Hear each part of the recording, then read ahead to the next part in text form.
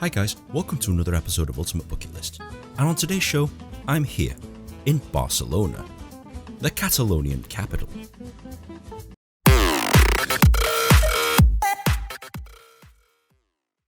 Barcelona. Whilst technically not the capital city of Spain, for all intents and purposes, it kinda acts like it.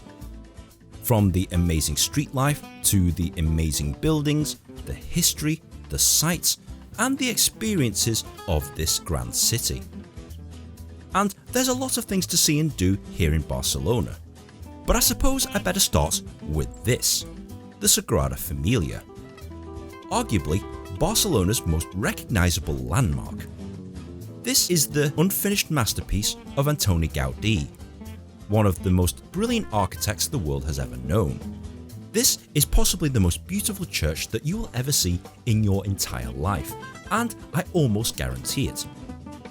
I'm not going to go into too much detail about this because I actually made a separate video about it right here that you can see on my channel, but suffice to say that this is possibly the most amazing church that you will visit in your life. It's not without its problems, however. Firstly, it's so popular that you can't actually buy a ticket on the day. You have to book in advance, and even if you do, you'll be stuck in a mile-long queue to try and get in. Next stop is the Pau Real. This is the royal residence of the Spanish royal family when they're here in Barcelona. And I must admit, it's a cool looking building from a distance, but up close and personal, it's really nothing special. It's still worth a look though. When you're walking around Barcelona, you'll notice some very interesting architecture. Most of the time, it was designed by Antoni Gaudí, as mentioned previously, probably the most famous Barcelona residence. And it's even more obvious right here, Parc Guell. This is a public park that used to be one of the residences of Antoni Gaudí. When you walk around it, it kinda looks like a Jurassic Park / Disneyland, but really ancient. The free part of the park, you get some lovely views around Barcelona.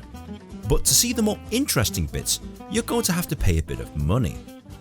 Once you pay your entrance fee for the restricted area of the park, you get to see some interesting things like this very kooky looking salamander, some weird statues, and believe it or not, these are actually really famous, and don't be surprised if you're in a queue or a crowd of people trying to get your picture taken with it.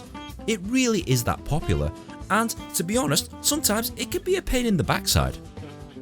But all the queuing is, wow, it's really not too bad. Hello there. The architecture is absolutely stunning, and you can't believe that this stuff is actually real. But it is. So take lots of pictures here, guys. As you can tell, guys, it's really busy here, and you'll struggle to get a clean shot. I'm not kidding, but if you hang around long enough, you probably will get some decent shots out of it, but boy, you're gonna have to be a little patient. So once you're done with Parc Guell and exploring all the kookiness of this place, and had enough of waiting around for people, it's time to move on to the next Gaudí building, Casa Milà. This rather strange looking kidney-shaped building is in the middle of Barcelona.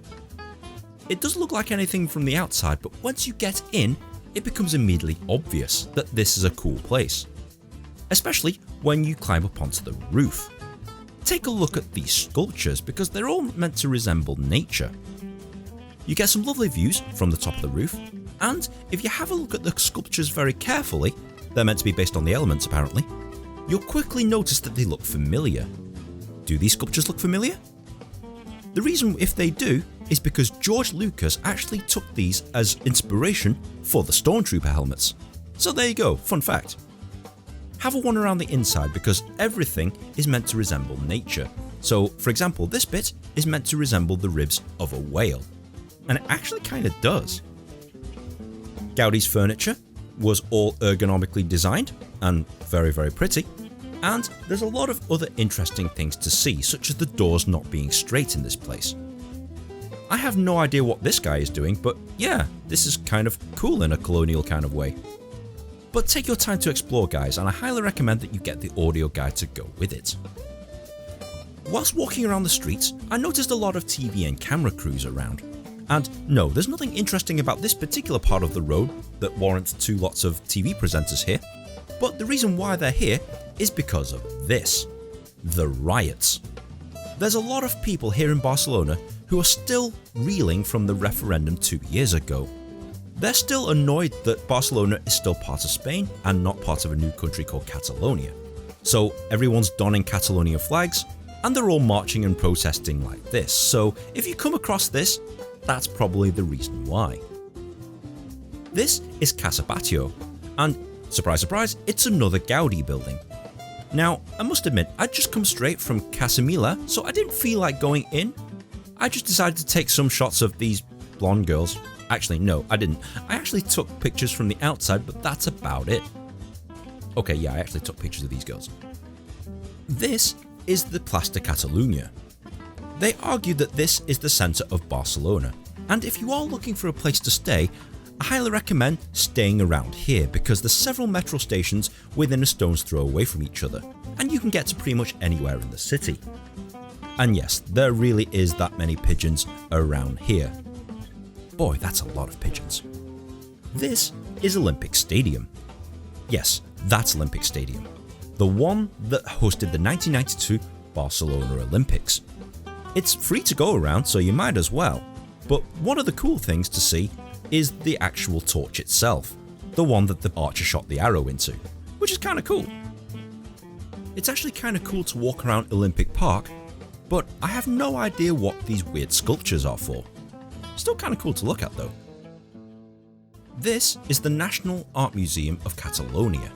Now, I must admit, I didn't go in, didn't feel like it, but the reason why I'm here is for 2 reasons.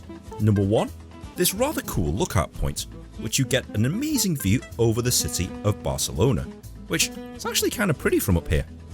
And number 2 is because of these. No, not the columns, but this, the magic fountains. What's so special or magic about the magic fountains? I'm not entirely sure, but they're very pretty to look at, particularly at night, and I'll get to that later in the video. Walk past these 2 obelisks and you'll come across this weird arena looking building.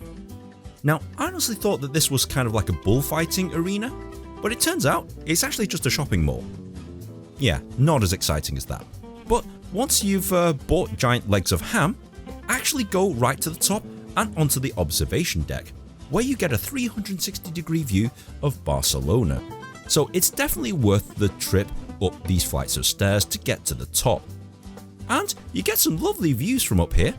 However, so one of the annoying things that you'll find if you're here in Spain, if you've got a big camera and if you've got a tripod, is that security guards will be pretty quick to stop you because they think that you're some kind of commercial photographer trying to make money out of snaps, which I am. But the point is, they ask for a permit, and obviously if you don't have one, they politely tell you to pack up your stuff and leave. So yeah, that's happened to me 2 or 3 times. So bear that in mind, that if you are on some cool observation points like this and you want to take some great photos, you might not be able to. So once you've had enough of security guards telling you off, it's time to go somewhere else. And I highly recommend that you visit Montjuic Castle. And this castle / citadel houses some really cool cannons that overlook the entire city. You can see the harbour from up here, and it's really pretty to look at. You can also see various parts of the city of Barcelona, the citadel itself, and it's actually kind of a cool castle to walk around.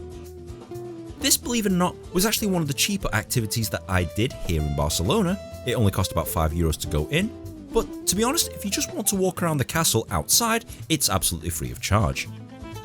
There's lots of other cool buildings to look at whilst you're here in Barcelona, so I highly recommend that you walk the streets and check them out. One of which is Las Ramblas. This is a system of narrow streets that are pretty ancient, and they've got some pretty cool shops and whatnot to check out. I'm not much of a shopping guy, so I didn't really spend much time here. One of the things that Barcelona is famous for is their rather successful football team. And if you like sports, or if you like football, I highly recommend doing the stadium tour here at the Camp Nou. Now, once again, I actually made a separate video about this, which you can find on my channel, but suffice to say, if you like football, this is definitely worth a go. If you don't like football, don't bother. At night, it's time to explore the city, and the best part of the nightlife here in Barcelona is actually back here at the Magic Fountains. At night, they put on the Magic Fountains light show, and it's extremely popular. Literally every tourist and some of the locals are actually here watching the fountains light up like a Christmas tree.